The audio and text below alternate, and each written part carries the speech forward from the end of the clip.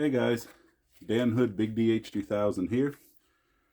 It's been a while since I've seen one of these, and I think a lot of new folks in the slingshot business or slingshot shooting do not understand why we keep saying what we say, because a lot of us are from the era where we saw this video.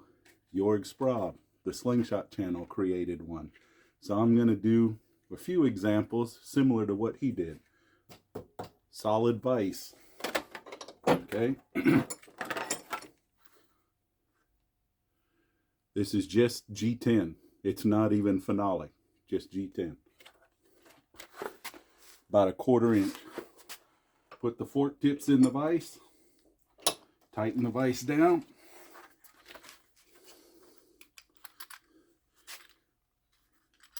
If you have a luggage scale, get it ready. I'll turn it so you can see it. You put it on here, okay? I got to use about 1 pound just to get it. And then the advisable strength that Jorg said was between 40 and 50 pounds, okay? Because that mimics repeated use.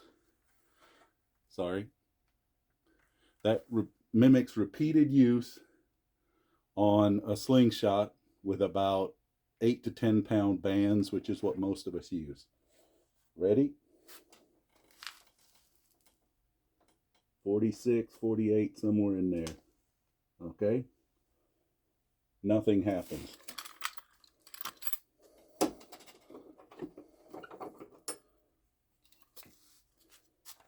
This is almost, it's 3/4 to 1 inch thick pine. Okay? I'm just using pine. In a minute, I'm going to use oak.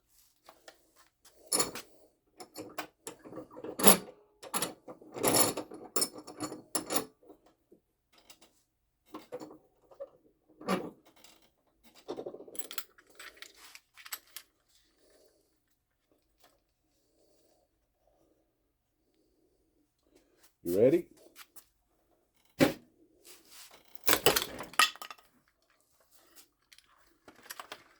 That's why you don't use pine or board cuts.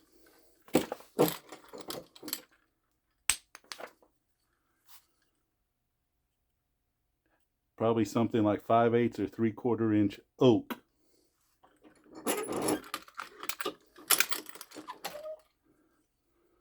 Smaller slingshot, just in case you guys think that a smaller slingshot's important to the strength. Now this one, the grain doesn't just go straight, it curves a little. Nice and tight. Put our luggage thing on. Let's tear it to 0. Put this on, let's see. It might get to 50, I don't know. Let's find out. Ready? Okay. This one actually holds. Okay. But not all of them will hold. Okay. So if you're not sure and you've created some newfangled slingshot, that's great. Do a fork test and make sure it's safe before you go broadcasting that you've created a new slingshot and everybody should get one. Okay? I'm not trying to be rude, folks. I'm trying to save your eyes. Okay? And there's several of us who've been in slingshots a long time that do not want to see people get hurt because it only impacts the sport in a negative manner. Okay? Be safe. Wear safety glasses, because even with all these fork tests, things happen. If you have a new slingshot that you don't trust, do a fork test. Okay? If you want, you can see I just put it in a rough vise. You can put cloth on it. You can put it in a wood clamp, anything. These things run about $5 or $6. Okay? Put it in the thing and test it. Okay? Save yourself some eyes and save yourself some damage. Okay?